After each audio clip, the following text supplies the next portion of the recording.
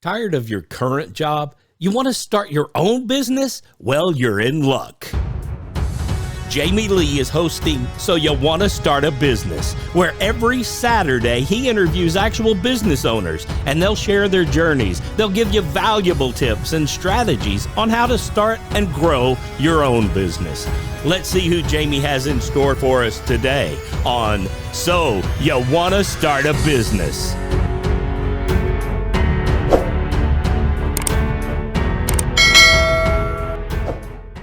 Hello, everybody, and welcome again to another episode of So You Want to Start a Business. Today, we have a special guest, Jason Vego. He is from California, and he's the co-founder of Bev's. It's technology for convenience stores. He's also an expert in alcohol, snack, and retail industry expert. We're going to be talking about a little bit about his software and also a little bit about possibly some small retail businesses becoming a little bit more online. So with that, welcome, Jason. Thank you. So why don't you give us a little introduction to yourself and your company? Yep. So my name's Jason Vego. I'm the CEO and co-founder of a startup called Bev's. I've spent my career in the marketing, communications, and operations side. I've worked for big technology companies like Citrix. I've worked for startups. I'm also a second-time founder. My first company, also a software platform for small businesses. It was a technology tool for dog groomers. That did not make it, but I learned a lot in the process. And now I'm working on Bev's, which we started in January 2020. And what Bev's is a software platform that helps liquor and convenience stores manage their inventory and sell online. And what we're really doing is we're trying to automate and integrate the way they order their inventory, sell it in store, and sell it online through multiple delivery apps, really focused on the small businesses. Yep. I'm very well aware of Citrix. I'm also a tech support person, and our base is on Citrix, so that I'm very familiar with that. Awesome. A lot of times with my program, I kind of go a little bit more towards small businesses, just because I'm a small business getting started and stuff as a business owner. So it's a little bit more easier for me to associate with those, along with bigger businesses too. My business serves those as well. But your business really, Bev's, kind of hits home a little bit, because I think that a lot of smaller businesses kind of do a lot of the stuff by hand, paper and stuff like that, and don't realize that there are software out there that could benefit them and kind of make their life a whole lot easier. And especially one of the things that I've always talked about is the idea of expanding the customer base. The idea of small town businesses, you only have a limited amount of money that you can make in a small town customer base. Along, especially with COVID and stuff like that, the importance of going online and doing a little bit of online marketing and stuff like that is so important with that. As I've talked about with COVID, how it kind of changed things, how do you expect retail to change now and further on in the future?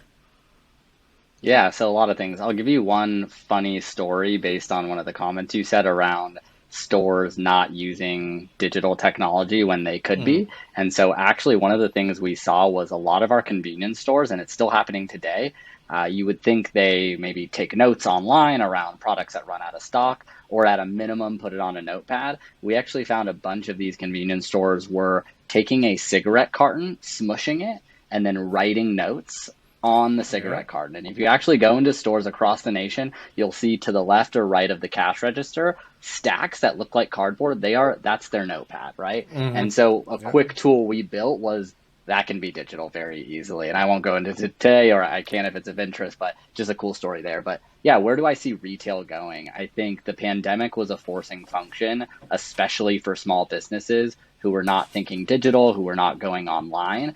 For a lot of our convenience stores during the pandemic, it was scary because the pandemic hit and they were relying fully on in-person sales, and they almost lost all of their business. So I think pandemic has forced retailers to think digital. So that's been happening though. I think it's just going faster. I think what I find more interesting that's sort of going up funnel, we call it, which is the people selling to the convenience and liquor stores and other retailers are also starting to go digital. And it's sort of a combined effect, right? So what we're finding with a lot of retailers is they were used to buying all their products by a person coming into the store and selling it to them. Right, yeah. And now let's take like an Anheuser-Busch or something. They still come into the store today, but they're starting to step back away and say, you already know you're going to order Bud Light, let's say.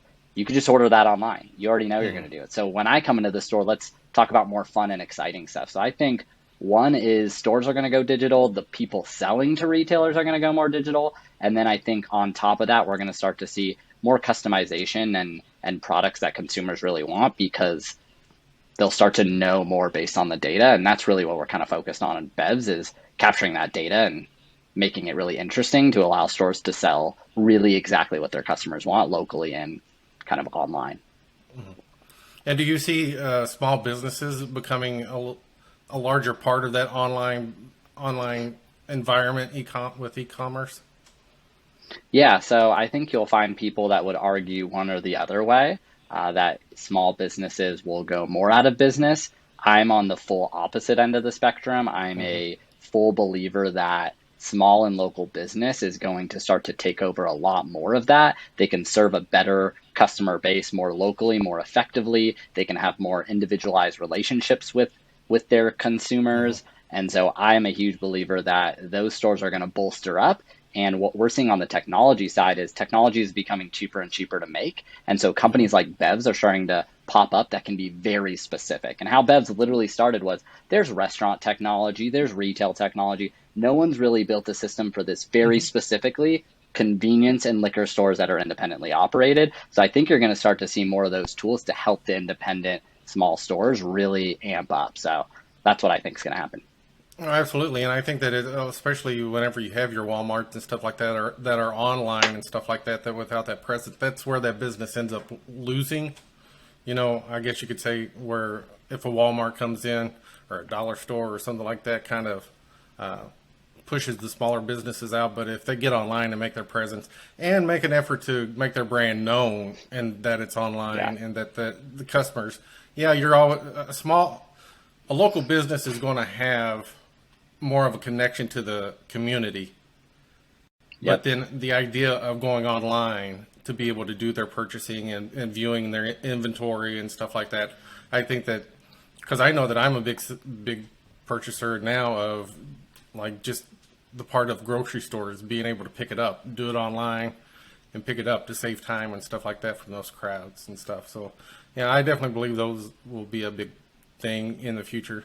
One of the best ways and the first steps that small business in a rural, I always mess that up, community could take as far as becoming more into e-commerce and expand their customer base? Yeah, so there are a few different ways, obviously, as I've sort of talked about today. Each sector can do things in a different way. And if you're a group like convenience stores, you want to seek out what I would say is look for sort of custom technology and services for what you do. If you're a restaurant, there's some great retail technology built specifically for restaurants. Don't go and buy an off-the-shelf, expensive sort of name brand that you've heard of, like a WordPress site or something, right? It's not really built for you. And today they have way greater, easier to use tools built for you. So I'd say first, seek out stuff like that. I think second, the easy ones to do are be visible on Yelp, Google, Facebook. You don't have to update these every single second, though, of course, the more updated they are, the better. But throw some pictures up online, get a few of your customers to write some reviews, have accurate phone and address information. Those are sort of basics that help you start to show up online. Those are the two that I would sort of look into more specifically. And third, kind of more aligned with us, but can address other retail, is look into the third-party tools, right? Bevs provides that as part of our solution, that we enable you to use DoorDash, Uber, etc. But yes, they do take their fees, but it's a good entry in. You could start to sell online by using, you don't have to market, you don't have to do anything. They already do that for you. And you can price up your options a little bit more on those tools, so you don't have to get the full fees. But just start getting online and you'll start to see that you can make quite a bit of money online and boost your sales by just doing a few pretty quick things. And especially whenever you start talking about the restaurants, I had a great interview previously with Casey Anthony that talked about restaurants and stuff like that. Is about the part being the inventory, keeping that food fresh coming in and stuff like that, and keeping those costs down with that is so important. And along with DoorDash, we kind of talked about the idea of DoorDash kind of exploded and stuff like that with the pandemic. And it's a great way for restaurants to be able to, especially smaller ones, to be able to push out their product, to let them introduce people to their product and then pull them into the store with that. So yeah, definitely anything with DoorDash and stuff like that. I definitely recommend on that. What's the biggest challenges in the alcohol and retail industries though going forward with that? Yeah, so there's a lot of regulation, obviously. So in the alcohol industry specifically, we have in the US what's called the three-tier system. For liquor specifically, it means that the supplier, which is like the brand, let's say Pernod Ricard, who owns Jameson, has to sell to a distributor. That would be like Southern Glacier Wine and Spirits, a smaller or bigger one, who has to sell to the retailer, in our case, the liquor convenience store, who has to sell to the consumer. That has to happen. You cannot break it. As you probably see today and other people are seeing today, you're seeing a lot of direct to consumer, but on the back end, it's still facilitated by a retailer. These brands are not selling direct in most cases to the consumer. They're owning that experience that's direct to consumer, but a retailer is still involved. So I think some of the challenges that are going to come into play is how to align with the liquor, beer, wine, and spirit laws across the nation based on a federal level and a city and state level to allow these retailers to do that. That's kind of what Bevs is trying to do in the alcohol industry. I think the other challenges are it's going to be a lot of education and transition. The thing I mentioned right at the beginning of this, right, what I was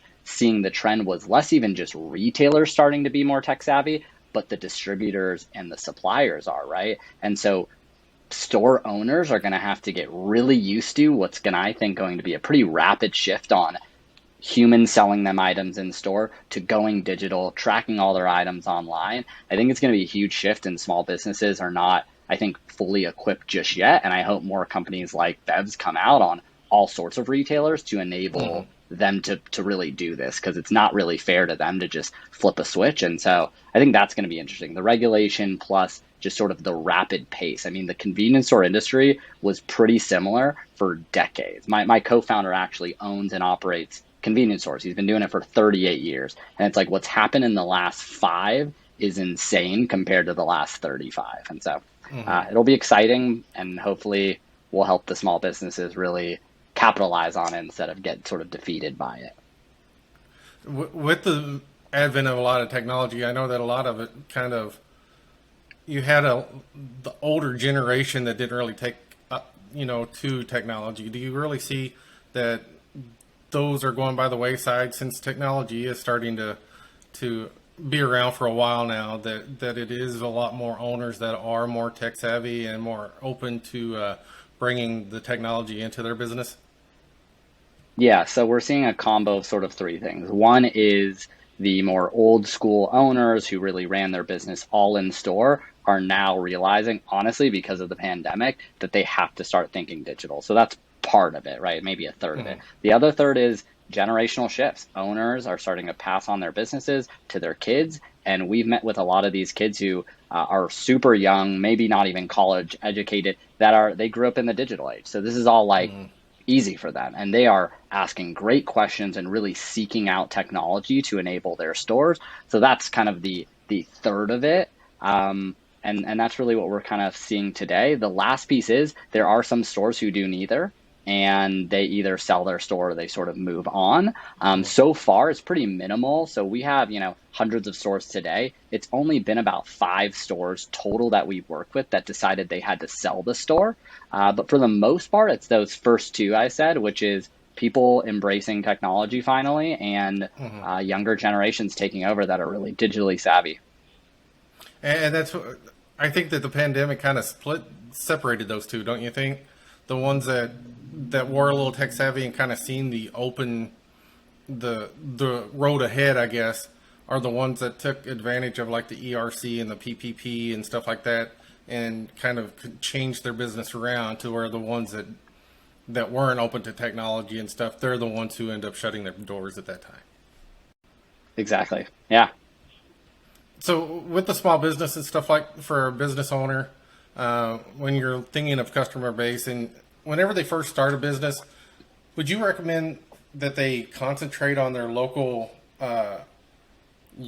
customer base first, and then kind of expand out, after they've established that customer base, or should they go in understanding that they're going to need that wider customer base, but then work in with their way into their community and the togetherness, I guess you could say, at that point. Yeah, so I'm a big believer on both the technology company side and the small business side of staying really focused and small and locally connected before amping up. That's my opinion. It's not always right, and I've seen stores sort of make the bigger leap and see a lot of success that way. But I'm a big believer in stay focused. For our convenience stores, they sell anywhere from 5 to 10,000 unique SKUs. My recommendation for stores just starting up, don't do 10,000 SKUs. You don't need 10,000 SKUs to get started. Over time, you can start to bring in the SKUs that your customers really want, but keep your inventory focused. Don't have too many items and hit the local community. You can still be digital and e-commerce oriented locally, right? If you're using the on-demand delivery apps like DoorDash, Uber, etc., you can expand the radius by paying more, or you could just keep it tight and pay the smaller fees. That's what I would do. I'd stay really focused, and you could start to go digital with Yelp, Google things. It's also cheaper that way, right? For the digital piece. Right, if you're paying for paid Google, paid Facebook, any of those kind of things, even if you bring in a consultant, agency, whatever, it's cheaper if you're doing a tiny territory because you don't have to expand and hit so many people. So short answer to your question is I like to stay local, stay focused, get really good at it, and you'll probably make mistakes. And when you learn from those mistakes, you'll be ready to amp up more effectively at a broader scale.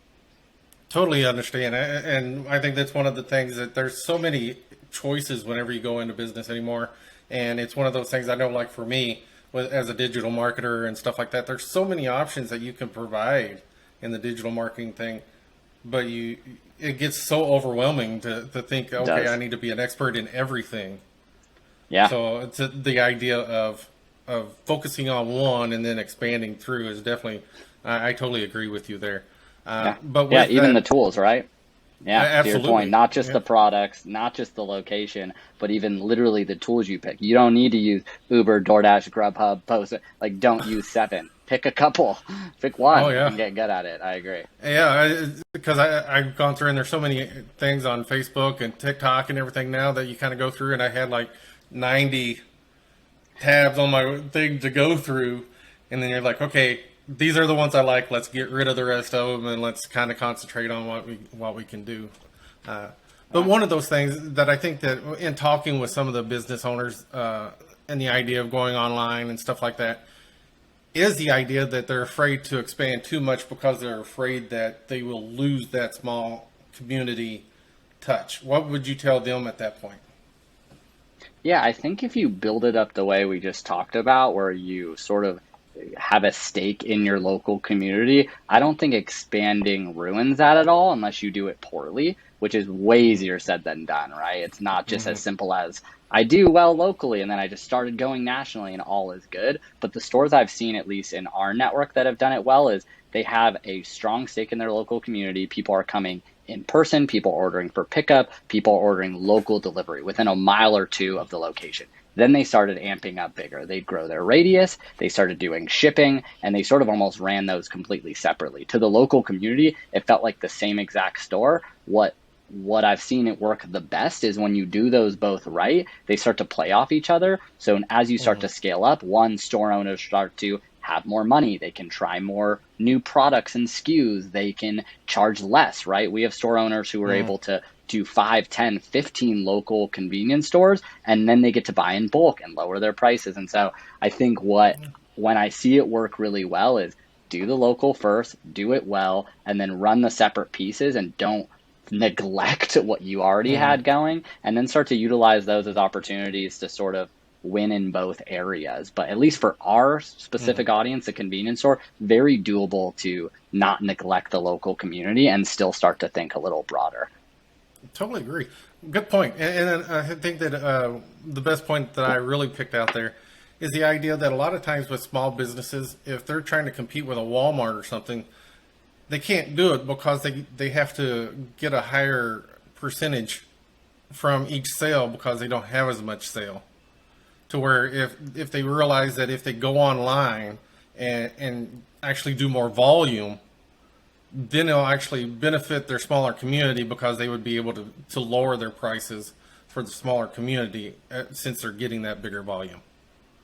Exactly. Yeah. We had a funny scenario on New Year's. My brother just got promoted at his law firm, and we're like, we're gonna splurge and we're gonna get Dom Perignon champagne. We're gonna do it. We look up the prices. Bevmo, which is for those not in California, is like a large chain, not a grocery chain, but really big, and they're selling for, I don't know, 200 or something like that. We go to the local liquor store because, of course, I don't shop at any big chains. We're supporting the local guy every time, and it was like 250. It was significantly more money, and we're like, wow, what is that? And he's like, because I can't buy a bunch of Dom Perignon. Like, I have to buy maybe a case of it max, but we're not going to keep a ton of that on deck in our small convenience store. And we still bought it, but those are the opportunities which, if they started maybe doubling, tripling those sales online, or through local community involvement digitally, you start to go like, they could get that price close enough to where the consumer's not going to notice. That's a sort of rare example because it's a really expensive product, and even so, like, we're not buying that product very often, but like, that's a big difference, and it's just really unfair when you go, Bevmo gets to charge $50 less for one item. It's a really unfair disadvantage, but it's fixable when you start to grow the business for sure. And with that, whenever a business grows and expand their customer base, a lot of times it takes more people, which is a good problem to have.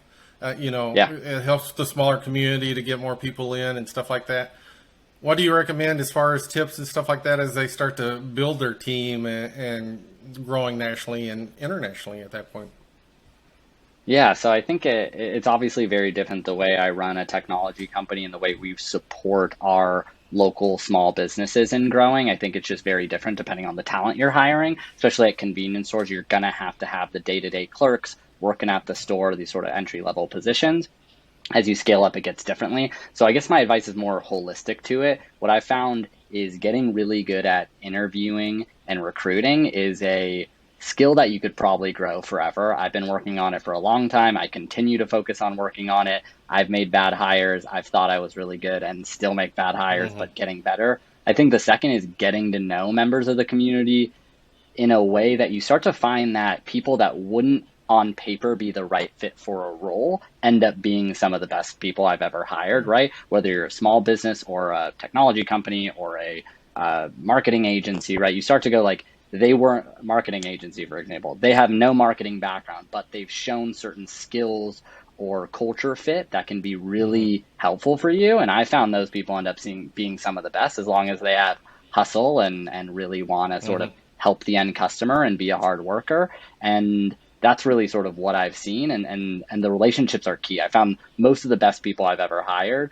I didn't post a job ad on Indeed or LinkedIn and found them. I have found people that way, but probably the best people I find are typically like I got to know them over a period of time and then brought them in, and you sort of already knew they were going to be great because you got to know them as people and as friends.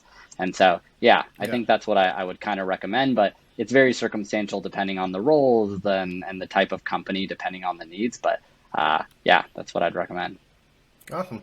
And I think that the relationship idea, especially, online, this is one of the biggest reasons why I wanted to start a YouTube channel. One, to show the great small business owners that are around and the idea of learning from them and stuff like that. But one, so that my customers can get to know me a little bit. Because like you said, it's hard if you're an online business only, especially, to just look at a website and get the idea of what that business owner is and get those relationships and stuff like that, to be able to build that trust that they're the right fit for my company and stuff like that. So definitely believe in that. It's getting harder for us. Yeah, it's getting harder as we scale because we're from LA and my co-founder owns and operates convenience stores in LA. And so when we went locally, it was a lot easier. He knew a lot of people. They knew him. We built rapport. I got to meet a lot of these people in person. As we're now going national, we're in 7 states now, a few hundred stores.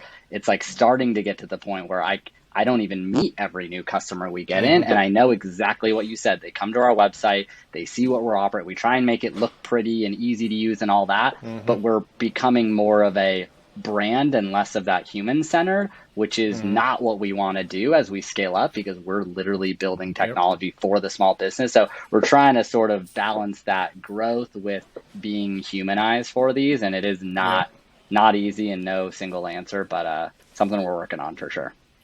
You could only put so much information in an about us section for that. Yeah. And what should a founder of a business think about whenever they're building an operational strategy and a metrics plan for their business? Yeah, so I think there's a few things, and we've learned some of these the hard way. But one is building in tracking from the ground up. We did a lot of this late. It was a lot harder to add in, metric tracking later. So things like, they're not that complicated, but for someone less tech savvy, it obviously can be a lot harder. But it's Google Analytics on the website, and like if you're using Facebook, having the tracking. If you're even doing in-store stuff, there are ways to track. So first would be get the tracking built in place, because you can't really measure anything if things aren't being measured in the first place. The second would be, once you have all that, you now have the opportunity to pick and choose. I see a lot of people go too far. And I've done this before. You start tracking everything, and then you can get data to tell you anything you want, and it could be good or bad or in the middle. And so I'd say the second thing is going, whether it's a monthly, quarterly, annually, whatever your dates are, pick what we call KPIs, key performance indicators. Pick your 3 to 5 things that are most important for you and your business. It can be monetary, literally making revenue. It could be adding customers. It could be just happy customers. There's no right answer here, but pick your 3 to 5 things and do them really, really well. And then assuming you did the first part that I recommended, where the metrics were being measured in the first place, you should be able to easily tap into them, measure them, and then hopefully improve upon them. So those are my two recommendations on metrics. Don't take it too far, but also make sure you build in sort of the processes up front. One of my questions that I kind of had, and I haven't really thrown this one at you before, but for a small business, thinking about it in my field, I think there are so many people that kind of are like old school, the newspapers and stuff like that for their advertising and stuff like that. What do you recommend for small business owners to get into the localized advertising and stuff in social media and Facebook and stuff like that? Things that they should consider or think of whenever they go to do that? Yeah, I'd say there's no perfect answer. I find, to your exact point, we were talking to a lot of store owners who are using like Yellow Pages and paying quite a bit. Not to say anything negative about Yellow Pages, it's just not the right strategy for our convenience stores today, and they were overpaying significantly. So I think part of it is, I would say there's a lot of free stuff you can do that most store owners miss, because they assume that anything digital is going to cost money or be expensive. It's Facebook, it's Google, but you can set up all those accounts for free right off the bat. You start getting reviews from your customers, right? If it were me and I was running a store, especially a new one, I'd start telling my customers, especially the happy ones, like, can you write a Google review or a Yelp review? Right. And we'll give you whatever, a discount, a free bottle, I don't know, whatever, just something to really get those going, because they start to have a chain reaction where more reviews lead to higher showing up on Google and Yelp and Facebook, lead to more people seeing it, lead to more reviews, and they start to pick up, and it's not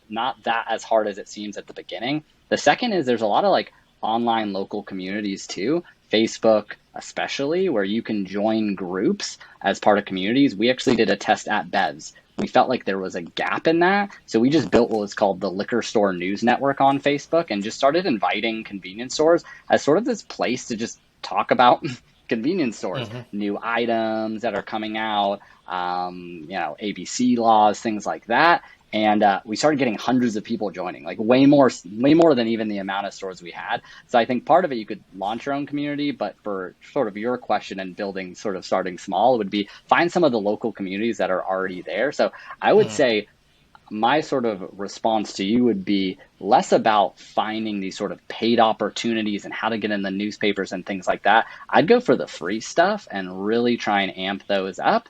And one tip I would say is, for less expensive than you'd think, internships are really a cool opportunity for college students early in their college careers, or even high school students, that you still have to pay for them. At least in California, definitely no free interns, but it's lower cost, and you can start to bring in people that can build these things very easily. My first internship ever was for a group called Vasquez Media Group, and it was a local media publication, and that's literally all I did. They used my college and young skill set to just do online ads, do research, things like that. So that's what I go for. Do it free, maybe get an intern if possible.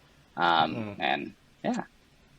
And I think that like with my aspect of going into with the smaller businesses, I like to educate, show the smaller things, show the things that you can do for free. What you're paying me for is to take it out of your hands. It's the convenience of it. You know, the idea of you don't have to have to worry about it if that's something you don't want to worry about and you just want it done. Yep. But if you are on that budget, then try to educate and stuff as far as those free things to do that. Yeah. Yeah. So what's the best way do you think that as far as launching a startup?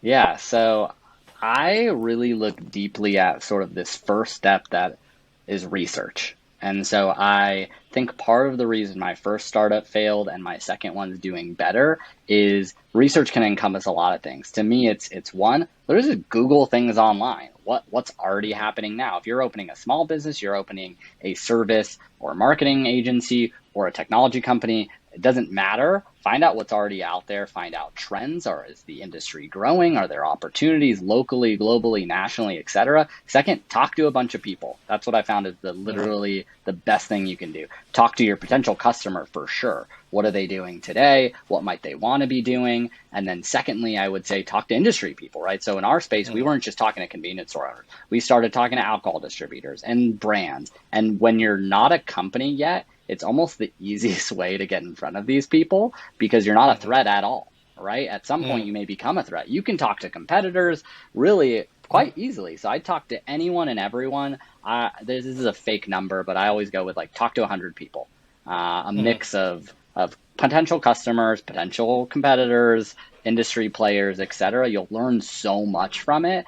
And then my second tip would be get something out there. Obviously, if you're building a brick and mortar business, easier said than done, but I'm finding things like cloud kitchens and different ways you can sort of dabble without the risk. I'm actually, as an entrepreneur, you'd think I'm more risky. I'm actually quite risk averse, actually. And what I tend to do is I really go, talk to a lot of people. That's free. Takes a lot of time, but it's free. Second, get something out there. So in tech, we build what's called an MVP, a minimum viable product, a really bad version of what the future will look like to get people using it. And if I were a brick and mortar, I'd try and do something like Cloud Kitchen or just like online direct to something to just dabble to see if customers want what I'm selling. And if that starts to go, then I go sort of head first, which is what we sort of did with Bevs. And so that's what I'd recommend. Like I said, easier said than done in a lot of cases, not as easy with brick and mortar, but there are ways to sort of do your research and launch something tiny to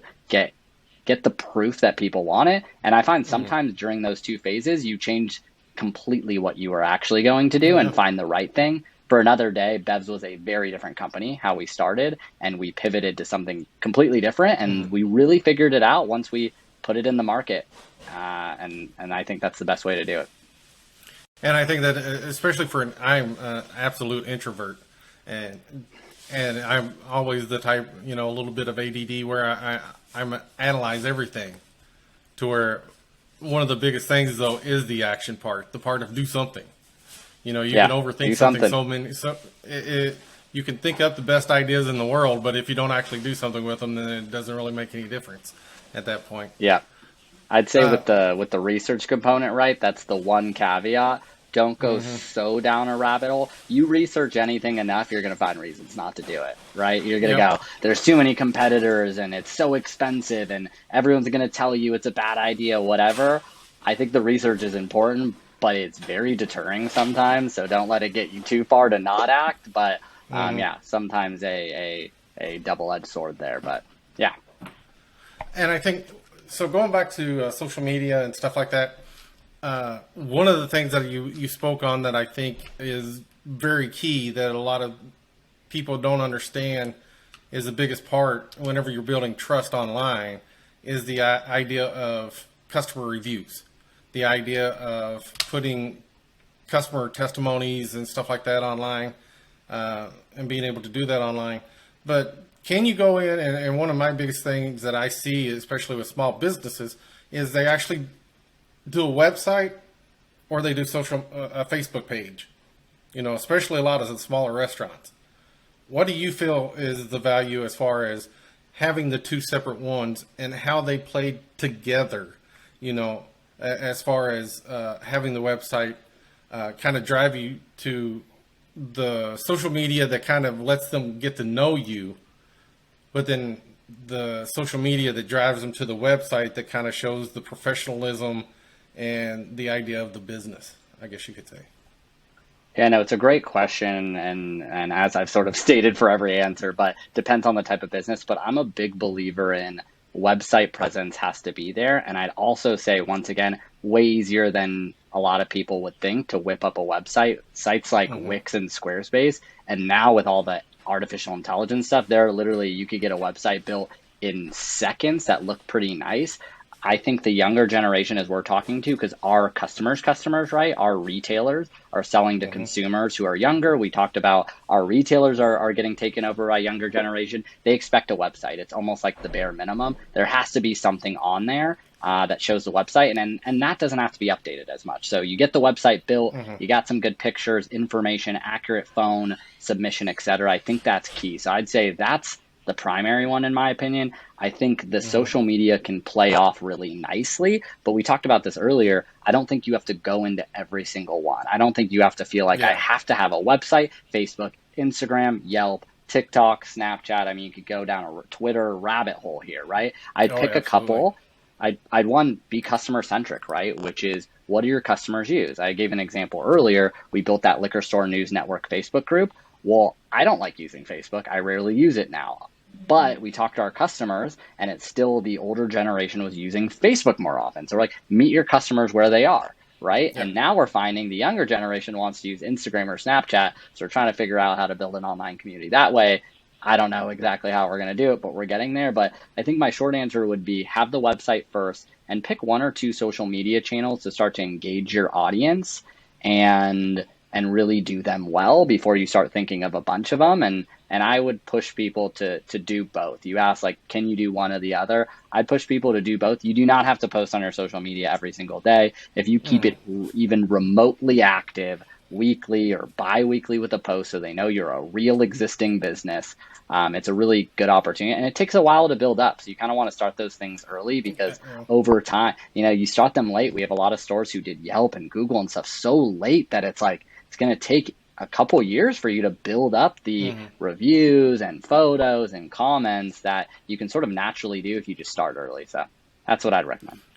Yeah, that's what I try, like I said, really try to convince, is they're two totally separate purposes to me as far as, and they play off of each other. And if you only have one, you're only reaching so many people to where the website is your brand, I guess you could say. Or at least to me, I kind of look at it as the website's your brand, the social media is the owners. Yeah. At that point. So very good information. Yeah. So last question, besides the information that you've already given us and kind of gone, what's the best advice that you could give somebody that is thinking about starting a business in general?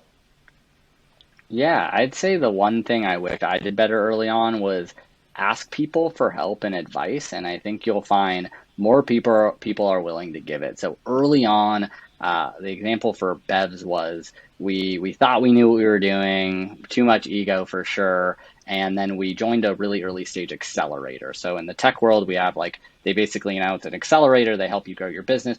I started using those advisors and realized how much I didn't know. And then I found out these advisors are helping all sorts of people for free all the time. And so outside of what we talked about earlier around interview customers, industry professionals, whatever, when you're getting started, talk to another person who's started a similar business to you and ask for 30 minutes of their time, take them to coffee or lunch. I find 90% of the time, if you can get them to answer or get any sort of warm referral, they'll give you time for free multiple times, obviously to an extent. At some point, if you're asking for hundreds of hours, they'll probably want to be more of a partner, but ask people for help that have already done it before. You can learn so much from them. And that's like the name of the game for me now. It's every time I'm moving Bevs into the next sort of phase, I'm finding someone who's done that phase and really trying to pick their brain. And every day I'm learning things I wish I did differently, but that'd be my tip.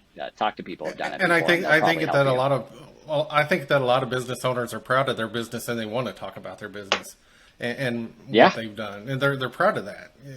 And that's why I wanted to start this is to have that community of business owners that actually learn and talk to, if you don't want to talk to business owners, tell me what type of business you want to go into, and we'll find one for you to kind of talk and ask those questions. So. Exactly. No, this is a perfect example. If you're a little shy, I'd say get out of your comfort zone and do it anyways. But I love podcasts. And so places like this are a perfect place.